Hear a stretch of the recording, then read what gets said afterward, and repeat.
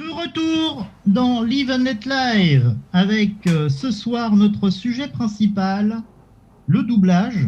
Et chers liveurs, je vais vous demander votre avis à Patrice, Dominique, Damien et José sur êtes-vous plutôt VOST ou plutôt VF? Normalement, vous avez vos cartounettes. Alors, je vais vous demander de les montrer et de montrer votre choix. Alors, on a le droit d'être un peu des deux? Oui, bien sûr. Absolument. Alors, on a deux VF, on a une VOST et on a entre les deux. Alors, pas à l'envers, moi. Non, c'est tout fonctionne. Ah. Damien, explique tout ton choix. Pourquoi la VF? D'abord parce que j'ai découvert James Bond en VF. Comme j'avais expliqué dans la première fois que j'ai vu un James Bond, c'était Demain ne meurt jamais. Donc, premier film au cinéma en français. J'ai toujours été habitué à regarder les films en français. Alors, j'ai pas de mal à me concentrer sur un film en VOST, mais je suis habitué aux voix. Je suis habitué. Alors, le changement de voix, par exemple, entre la période Brosnan et la période de Craig de M, par exemple, ça m'avait fait bizarre. Mais vraiment, je suis vraiment habitué aux voix du personnage. Ça me permet de plus me concentrer sur le film, à mon goût. Et moins sur ce qu'il peut y avoir d'écrit, je peux regarder plus. Voilà. C'est pour ça que je préfère vraiment la version française.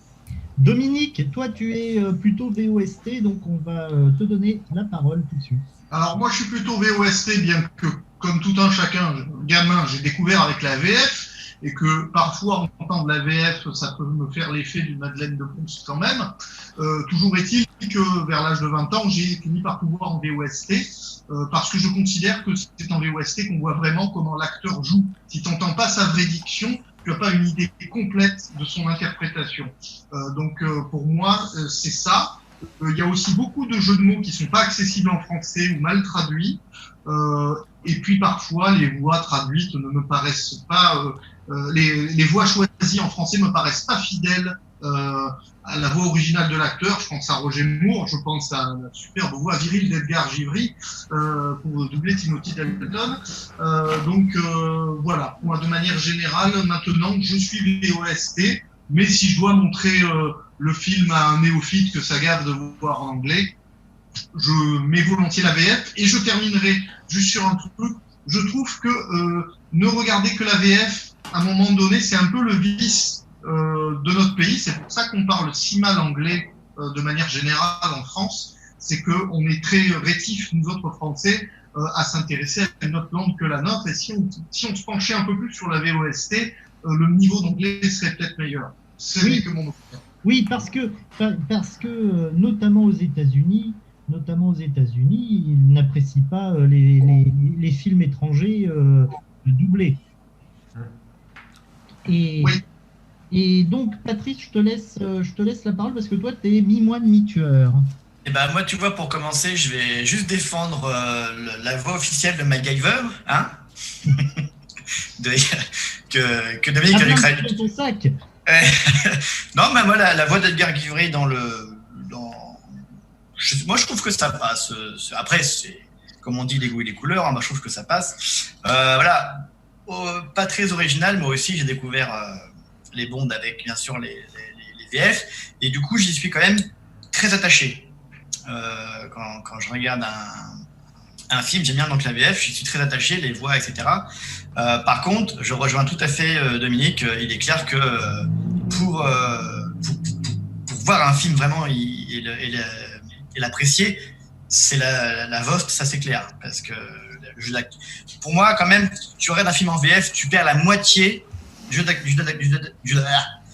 d'acteur, en fait. Au moins la moitié, parce que tu n'as pas la voix. Donc, un Craig, et même sur d'autres films, un Al Pacino, etc., c'est clair que la VOST, ça prime, quoi. La VOST. Donc, moi, je suis un peu des deux. La VOST, qu'est-ce que la VOST? C'est une nouvelle organisation. Moi, je dis VOST. VOST. José, toi, tu es pour la VF. Moi, je suis pour la VF avec un bémol. Je m'explique. La VOST, je ne suis a priori pas contre. Le problème, c'est que, bon, pour quelqu'un comme moi qui se débrouille quand même plutôt pas mal en anglais, j'ai quand même la sale habitude d'activer les sous-titres. Bon, je ne regarde pas un film en VO sans sous-titres, etc. Et je pense que sur un film à grand spectacle comme Un Monde, on ne peut pas regarder les images et lire les sous-titres, ce n'est juste pas possible. Et il faut quand même pas se raconter d'histoire. Un James Bond, c'est pas un film de Godard, c'est pas un plan séquence qui dure 2 heures, et je veux dire, il faut regarder les images. Donc, raison pour laquelle je préfère la VF. Et effectivement, c'est vrai que sur la VF, on a tendance à perdre une partie du jeu d'acteur.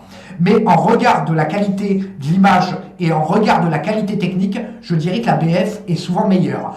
Partant du postulat, qu'on l'a vu notamment sur les DVD et sur les Blu-ray, pour pouvoir arriver à une qualité de son multicanal, souvent les VO ont été retrafiqués et ça sent clairement le bidouillage.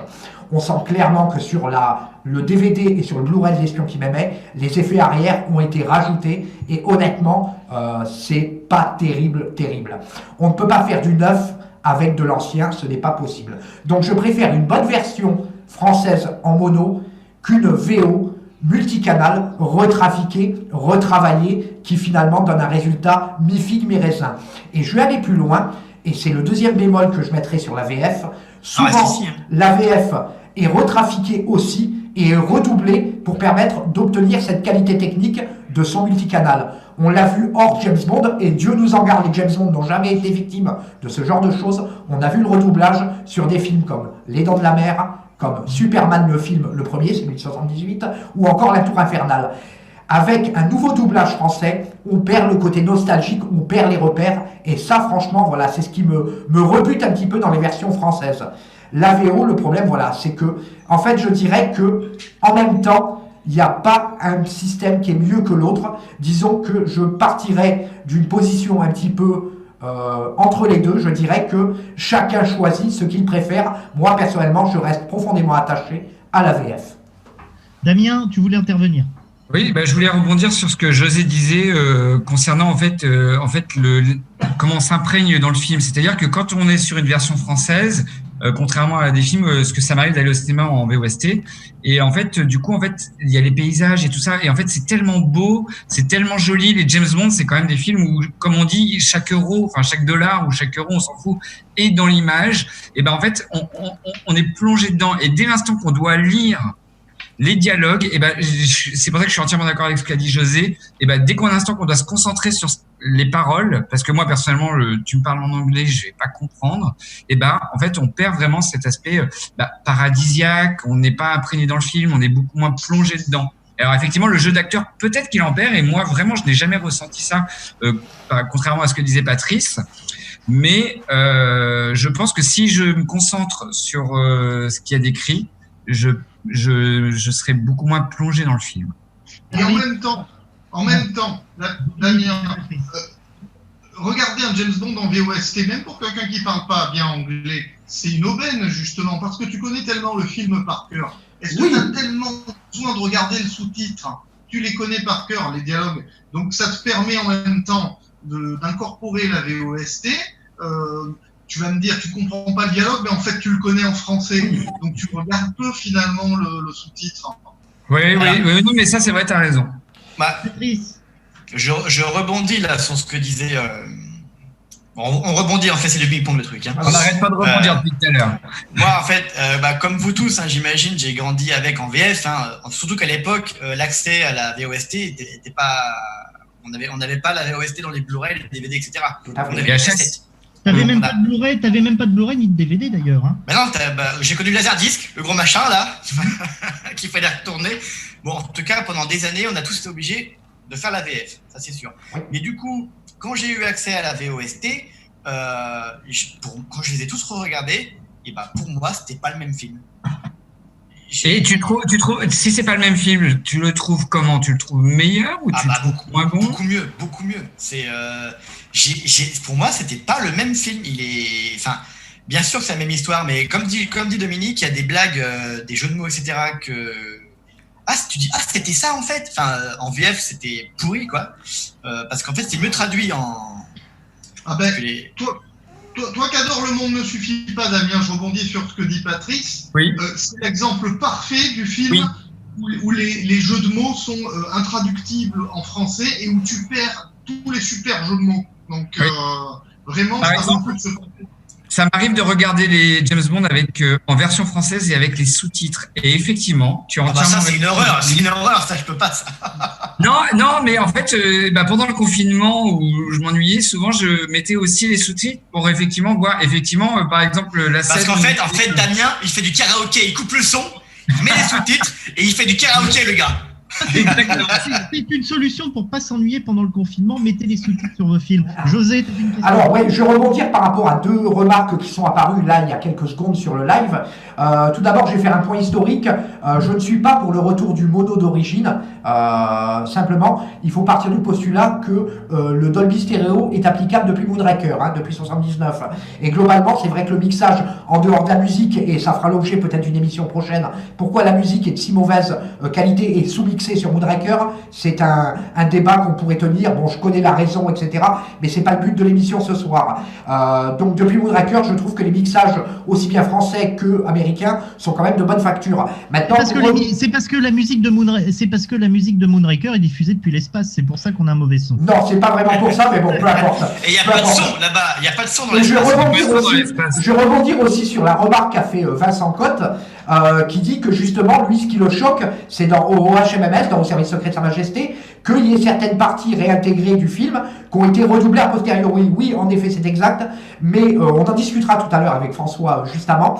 Je trouve justement que dans OHMMS, ces 15 minutes de film qui ont été réintégrées ont été vraiment très très bien doublées et arrivent à retrouver à peu près les mêmes sonorités de voix que le doublage d'origine, et je trouve que le résultat en français est assez bien réussi. Et je trouve un petit peu dommage de faire ce reproche-là au film dans les versions qu'on connaît aujourd'hui.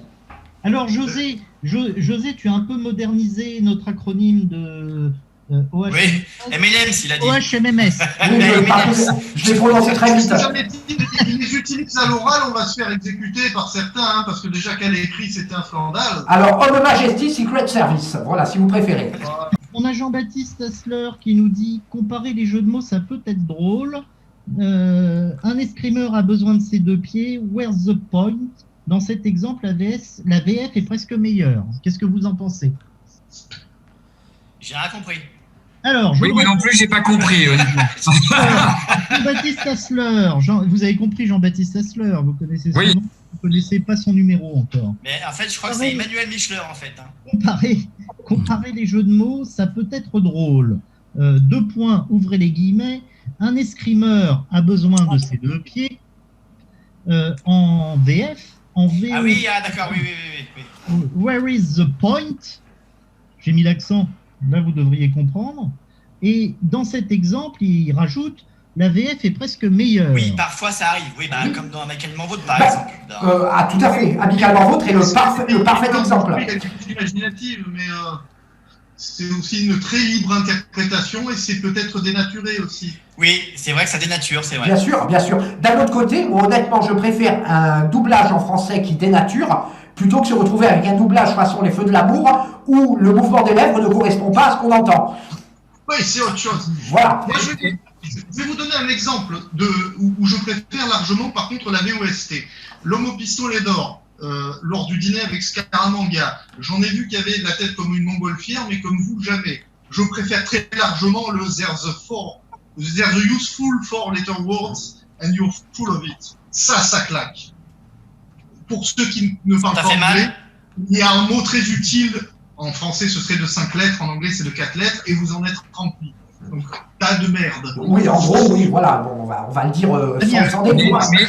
Il y a aussi, excusez, il y a aussi que peut-être, parce que comme j'ai pas vu les films la plupart en VOST, est-ce qu'il n'y a pas des expressions qui sont typiquement anglaises ou américaines qui ne seraient pas traductibles? Donc la version française, du coup, elle a forcé. Sleeping Daylight, c'est intraductible. Oui, voilà. Mais tu vois, Damien. Par exemple, Quantum of Solace, c'était pas traductible non plus. Damien. A View to a Kill ne l'est pas non plus, hein. Damien. Moi, j'aime bien De la mire à la mort, moi. Oui, c'est vrai. Vue to a Kill, en fait, Vue to a Kill, c'est traduisible, mais c'est pas joli. En fait, c'est un point de vue. En fait, c'est un point de vue pour tuer, mais c'est un mauvais titre. C'est moche, en fait. C'est, la traduction de l'Amir à la mort, je l'ai acheté. Il aurait utilisé ton titre français, je l'ai acheté. C'est pour ça que dans le cas de View to a Kill, je préfère largement la traduction espagnole, Panorama Paramatar, plutôt que Dangereusement Vôtre, qui pour le coup n'a strictement rien à voir. Oui, mais c'était un clin d'œil à la carrière de Roger Moore et de le. Ah oui, mais sans blague. Oh, tu nous as appris quelque chose là. Mais Damien. Toi qui regarde pas la VOST, ce que j'ai trouvé intéressant, alors dans la James Bond, il n'y en a pas beaucoup, mais j'aime voir quand ça se met à parler français, justement. Ah oui. Bonsoir Pierre, ça va? Mais des films, des séries. Tiens, toi, Ken Friends, il y a un moment où il parle français, il apprend à jouer le français. J'aime voir les acteurs américains ou anglais parler français. En fait.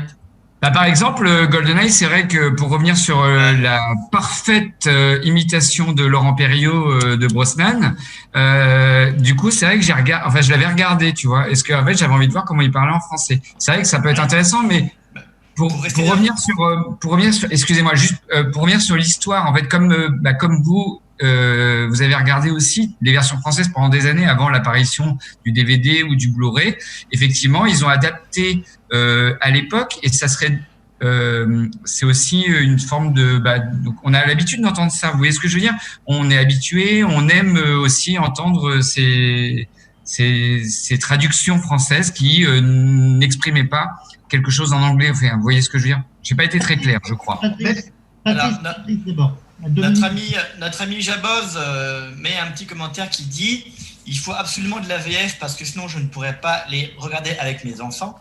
Et je rebondis là-dessus parce que c'est ce que je viens de faire pendant le confinement avec mon fils. Et ce matin, on a regardé Casino Royale, justement, 2006.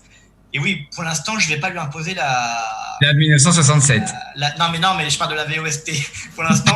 Attends, je lui ai imposé Casino Royale 54. Si qui regarde le live, qu'est-ce que tu vas prendre? Oh qu'est-ce que tu vas prendre? Là, t'es non, mort. mais on a, on a regardé Casino Royale 67. On l'a regardé, mais en français. Le pauvre. Mais en tout cas, ce matin, on a regardé Casino Royale. D'ailleurs, à la fin, je lui ai dit, du coup, c'est qui le meilleur James Bond? Il m'a dit Daniel Craig. Pour l'anecdote. Il n'a pas regardé Brosnan, c'est pas possible. Mais si, mais c'était agréable de regarder avec lui tous les James Bond, et bien sûr en français, parce que pour l'instant, il est pas bon en anglais. Déjà, même pour lire un bouquin, je vais te dire, j'ai voulu lui faire lire Casino Royale, c'était compliqué. Alors, d'un autre côté, puisque Damien, tu nous parlais de Brosnan, etc., qui parle en français, je trouve que spécifiquement la VF de GoldenEye est d'une qualité vraiment très inférieure à ce qu'on connaissait précédemment sur les Bonds. Je trouve que les scènes de casino, toutes les scènes qui ont été tournées à Monte Carlo, sont spécialement mal doublées. Je veux dire, ou alors c'est Brosnan qui joue comme une caisse. Je ne sais pas, c'est peut-être les deux. Impossible. Tu vois, je reviens sur Daniel Craig, Casino Royale. Je les avais quasiment pas regardés en français jusqu'ici parce que depuis que Craig est Bond, je regarde que en VO. Et là, je l'ai vu en français, et c'est pas si mal que ça. Le doubleur français de Craig est pas si mal que ça. On en parlera tout à l'heure. On va faire. Dominique, après Patrice, vas-y. Oui, donc je disais, je préfère le doubleur de Craig que Emmanuel Giacomi. Je le trouve un peu light par moment pour Pierce Brosnan. Après, je voulais rebondir sur ce que disait Damien et l'habitude d'entendre la version française. Nous Modo et Admin, quand on se vanne entre nous en se ressortant des dialogues des films, on le fait en français. Oui, bien sûr. C'est bien les dialogues français qu'on a dans la tronche. C'est pour ça que je parlais de Madeleine de Proust tout à l'heure. C'est quand même, ça reste ça qui résonne.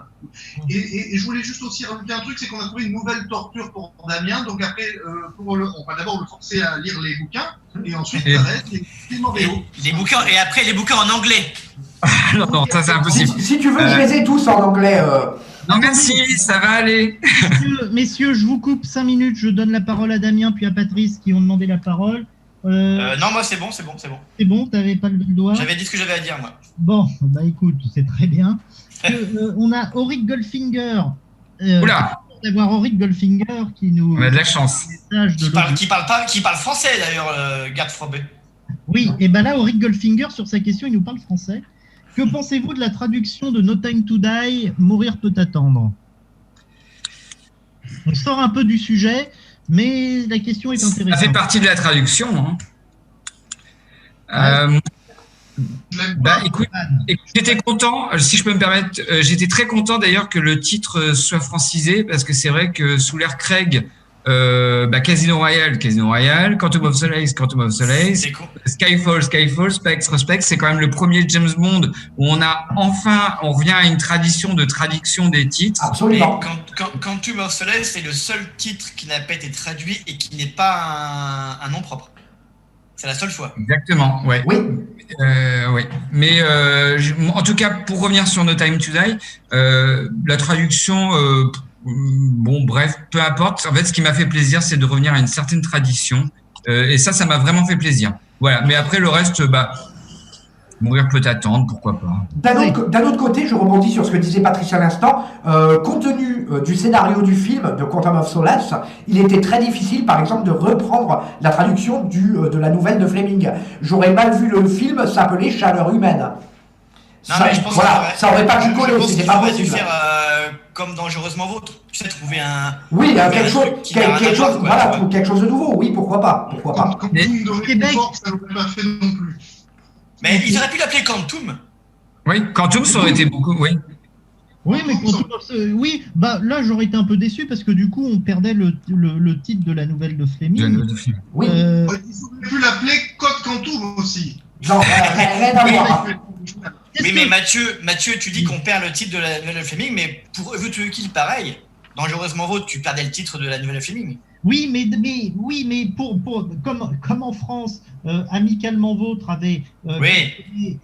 il fallait faire un lien avec Dangereusement et Amicalement Oui, Vôtre. mais je veux dire, Mais c'est. pareil, tu C'est n'es vrai. pas joué, c'est pareil, tu n'es pas joué. Oui, mais c'est Amicalement Vôtre, Dangereusement Vôtre, c'est valable qu'en France. Parce que le titre original de la série de 72, c'est The Persuaders.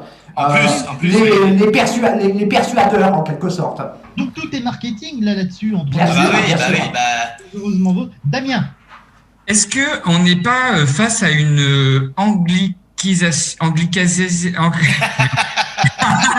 Est-ce qu'on est est-ce que Anglicalisation. voilà, merci José. Est-ce que c'est pas en fait aussi une volonté de la part des producteurs de ne plus traduire les titres? Alors là, on a eu Mourir peut attendre qui fait exception à la règle, mais l'ère Craig, est-ce que c'est pas une volonté aussi de Quand tu dis producteur, tu parles de Barbara? Bah, La famille Brocoli? Oui, de la famille Brocoli. Alors c'est peut-être pas eux qui décident, mais Ouais, est-ce que c'est ce que je me demande, c'est ce que je pense pas que c'est eux qui. les qui distributeurs imposent ou dans pas, ce cas-là? Hmm. Et les distributeurs, est-ce que c'est pas une volonté d'avoir un marketing Bah international? non, ils ont fait qu'une fois. Ils ont fait qu'une fois de pas traduire. Parce que regarde, dans l'ère Craig, tu as qu'un seul titre qui n'a pas été traduit et que c'est parce que Skyfall tu peux pas, c'est un nom commun. Mais dans les choix de titres, alors peut-être. Non, Ah Skyfall. bah non, je pense. Non, c'est un hasard, c'est un hasard. Skyfall, c'est pas un nom Hasard. commun, c'est un nom propre. Oui, mais c'est le nom. Ouais, mais enfin, en tout cas, c'est le nom Oui. de sa. De Ça sa demeure. résidence. Donc on pouvait pas changer le titre, on pouvait pas traduire. Bien sûr. C'est le nom de sa résidence. Oui, mais c'est peut-être aussi une volonté, quoi. Messieurs, Mais regarde, les Québécois, ils se débrouillent toujours pour trouver des titres. Oui, mais alors eux, messieurs, sur Quantum, je rebondis, on va pouvoir faire un match de basket parce que qu'est-ce qu'on se rebondit les uns sur les autres. Je rebondis du coup sur Dominique. Excuse-moi Dominique, je vais te faire mal. Mathieu. Le titre québécois de Quantum of Solace dont tu as une affiche derrière toi, c'est Source de réconfort. Est-ce Ouais. que le titre est-ce que si on avait francisé le titre, est-ce que ça vous aurait plu? Source de réconfort. Non. Non, mais Non. d'ailleurs, dans le roman de Fleming, il parle de minimum de réconfort. Et le titre c'est Chaleur humaine. Ouais. Écoute, moi, ça m'aurait pas plus choqué. En tout cas, ça m'aurait pas paru plus mièvre que Tu n'es pas joué, que je trouve un peu Oui, plus- ouais. C'est pas très vendeur pour un titre de film James Bond. Enfin, je veux dire, source de Je sais réconfort. pas comment on est plus là, Damien. Regarde, et- Casino Royale, est-ce que ça vous fait rêver comme titre de James Bond? Ah, moi, oui. Non, pas spécialement. J'adore le roman. En fait, les films de Craig ne me font pas rêver. Dites-moi Casino Royale. Mais c'est vrai que pour revenir sur ce que vient de dire José sur les titres des films de Craig, je trouve que ça manque d'imagination. Quand tu regardes les films de Moore, et voilà. Alors, attention, les premiers films de la saga étaient tirés majoritairement de titres de Fleming. Hein. L'homme au pistolet d'or, c'est du Fleming. Vivre et laisser mourir, c'est du Fleming. Les diamants éternels, c'est du Fleming, etc., etc. Il y a très peu de titres originaux, très peu. Hein. Oui. Mais je veux dire, regarde, on ne vit que 2 fois. Tous ces titres-là, ça fait. C'est Fleming, mais c'est du Fleming. C'est du Fleming, ça. Ça veut dire que dans le monde entier, on n'a pas des gens qui sont aussi inventifs, créatifs pour nous sortir des trucs. Tu prends la première fois qu'ils ont fait un titre non Fleming, bah c'était pas très recherché. Les Sense to Kill. Ouais. License to Kill, c'est percutant. Après, ils sont allés taper dans le nom de la villa de Fleming. Voilà. Et même License to Kill, ça a été même plus loin, puisque le service marketing de MGMUA a même changé le titre à la dernière minute, parce qu'il était incompréhensible pour les Américains. À l'origine, c'était License Revoked. Oui. Que la majorité des Américains ne comprenaient pas. Bah, c'était pas joli en plus, je trouve. Oui, et License avec un C ou avec un S, selon les cas de figure. Messieurs, là aussi, ça a été un micmac. Mais c'est des titres qui font rêver. Ouais, enfin, License to Kill, pas plus que ça. Ça te fait rêver, t'as mis de tuer, toi, là, putain. Je vais pas. Messieurs, s'il vous plaît, je vous coupe. On a beaucoup de réactions. On a Jaboz, on salue. Il y a mieux. Il y a mieux des films avec un titre français qui ont un autre titre anglais. Donc le titre anglais, il prend l'exemple de The Hangover et qui devient en français Very Bad Trip. Il dit quelle horreur. Oui, effectivement, c'est pas mal. Jean-Baptiste Hassler qui nous dit Quantum of Solace, alors une autre traduction qui nous dit un degré de consolation. Ouais, aussi. C'est plus joli. On a Paul-François Benigni qui nous sort une super vanne, ça me fait rire parce qu'il me fait rire Paul-François. Et on lui dit let's go, comme d'habitude. Let's go. Il veut changer le titre de Mourir peut attendre, il veut l'appeler Covid-19 Mourir peut attendre. Ouais, pourquoi pas. Voilà. Covid-19. Jabos qui nous dit que le premier titre qui a été changé, comme tu l'as dit José, licence revoked. Oui, tout à fait. Et sur les titres, alors moi je vais vous répondre, j'ai pas de pancarte parce que comme je suis l'animateur, j'essaye d'être impartial. Voilà, moi je suis un petit peu entre les deux, je suis un peu du côté de Patrice Godin. Mais j'aime pas quand t'es vers moi, Mathieu. Pour une fois ça change. Je préfère la VF dans les films de James Bond. Par contre, sur les Craig, depuis Casino Royale, je préfère la VO parce que j'adore la voix de Craig en VO.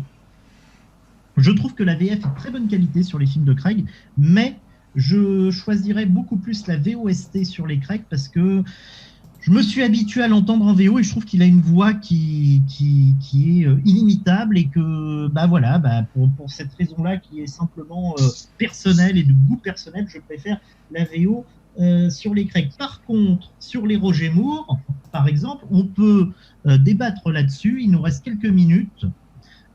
Sur les Roger Moore, j'adore la VF parce que la VF donne un côté encore plus comique que la VO. Sur la VO, Roger Moore a une voix exceptionnelle et comment il parle, et vous allez dire si vous êtes d'accord avec moi, comment il parle, comment il dit son texte, comment il dit son dialogue, je trouve que Roger Moore est beaucoup plus sérieux en VO qu'en VF dans le ton. Qu'en pensez-vous? Alors, moi, j'aime bien parler de moi, côté égocentrique. On aime tous parler de nous. Mégalomane, Dominique. Voilà, c'est ça. Je voulais vous le faire dire. Roger Moore, pour moi, alors j'aime beaucoup Claude Bertrand quand il double Roger Moore dans la plupart des films, pas de James Bond justement. J'aime beaucoup Claude Bertrand quand il double Amicalement Vôtre. J'aime beaucoup Claude Bertrand dans Les Aristochats quand il double O'Malley. Mais je trouve qu'en français, il a contribué à ce qu'on puisse accuser Roger Moore d'être trop parodique. Il a ce timbre de voix quand il double Roger Moore, où il le double comme un lord anglais. Et alors qu'effectivement, en VO, Roger Moore a quand même un ton plus sérieux. Là, il parle un peu du nez en VF, donc voilà, après, voilà, vraiment, la VF avec Claude Bertrand, je reviens à chaque fois sur cette expression, c'est de la Madeleine de Proust quand même. Je la réentends et ça m'évoque plein de souvenirs d'enfance et ça me fait chaud au cœur quelque part. Mais malgré tout, je trouve qu'elle ne contribue pas au sérieux de l'interprétation de Roger Moore. Au contraire, elle l'enfonce. Messieurs, Moi, j'aurais du mal à entendre Roger Moore avec une autre voix que celle de Claude Bertrand, pour être franc. Vraiment, Oui, moi, c'est... d'accord. Et pourtant, c'est sa voix à lui, Damien. On est bien d'accord. Mais non, mais c'est vrai, moi je crois que Roger Moore est indissociable de sa C'est voix. Claude Bertrand. Roger Moore, c'est Claude Bertrand. Mais ça, j'ai l'habitude. Messieurs, je terminerai cette partie parce que ça fait déjà 30 minutes qu'on débat. Il y a Emmanuel Michler qui nous dit « J'aime bien sa remarque. C'est surtout No Time to Die qui reprend No Time to Die, une vieille production de Brocoli. » Alors, j'espère que ça ne donnera pas de la soupe. Et je vous laisse et nous faisons une petite pause, une page de pub et on se retrouve tout de suite avec François Justamant, spécialiste James Bond et spécialiste du doublage. À tout de suite.